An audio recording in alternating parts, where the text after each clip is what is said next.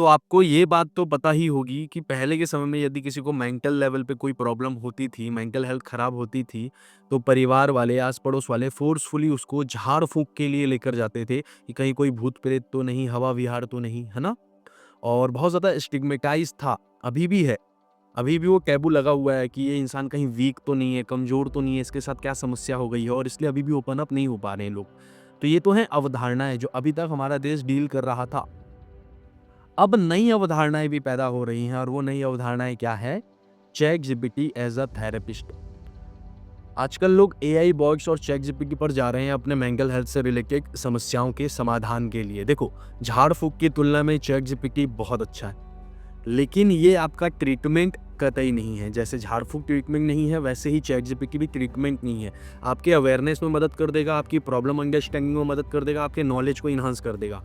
लेकिन execution level पे, remedy level पे आपके लाइफ़ में रियल मायने में कोई चेंज आया या नहीं, उस स्तर पे ये मदद नहीं करेगा। बस एक काम करेगा, होता ये है कि तुम जाते हो, अपनी प्रॉब्लम लिखते हो और तुमको तुरंत समाधान प्रेषित होके मिल जाता है, तो तुमको वो इंस्टेंट रिलीफ़ देता है।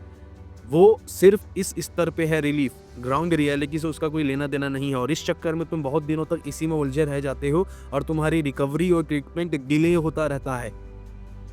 जिस प्रॉब्लम को सॉल्व होने में अगर तुम प्रोफेशनल के पास जाते तो महीना, 2 महीना, 3 महीना, 4 महीना लग सकता था, अब वो क्रॉनिक हो गया क्योंकि आपने बहुत सारा समय इसी पे बर्बाद कर दिया।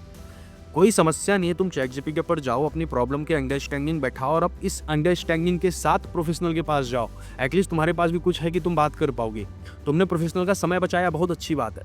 लेकिन तुम सिर्फ चैटजीपीटी पे खड़े रहो और ये सोचो कि मेरा समाधान हो गया, अब मैं रिकवर हो जाऊंगा, नहीं, ये तुमको और ज़्यादा पैरालिसिस में डाल दे रहा है।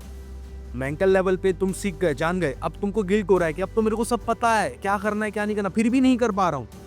तो यही बात है ना, देखो, प्रोफेशनल समझ के साथ काम करता है।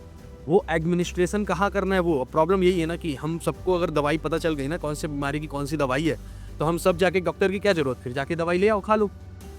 डॉक्टर किस लिए? डॉक्टर है एडमिनिस्ट्रेशन के लिए। वो कैसे उसको एडमिनिस्टर करेगा, उस ट्रीटमेंट को कैसे एडमिनिस्टर करेगा, यही तो खेल है ना। और वो कैसे करेगा? अंडरस्टैंडिंग के आधार पे करेगा कि भैया तुम्हारी प्रॉब्लम क्या है, तुम्हारी समझ क्या है, तुम अभी कौन सा एग्जीक्यूट करने के लिए तैयार हो। पहले रेडीनेस बिल्ड किया जाता है और ये साला खेल होता है प्रोफेशनल के पास। सिंपल सा सवाल पूछता हूँ यार, हम लोग अपने हेल्थ को इतना ज़्यादा लाइटली लेते हैं, तुम्हारे परिवार में भगवान ना करे यदि किसी को मेंटल हेल्थ रिलेटेड कोई इशू है, तुम चैटजीपीटी के भरोसे छोड़ दोगे उसको? नहीं छोड़ोगे ना। जब हमारे परिवार वालों की जान, उनकी हेल्थ हमारे लिए ज़रूरी है, अपनी भी तो ज़रूरी होनी चाहिए ना यार। क्योंकि ये एक नई अवधारणा बन रही है, मुझे लगा इसके ऊपर बात करना बेहद ज़्यादा आवश्यक है क्योंकि बहुत लेट कर देते हैं फिर लोग रियल मायने में ट्रीटमेंट शुरू करने में। उम्मीद है बात समझ आई होगी यार, ध्यान रखो, मंगल कामना, जय हिंद।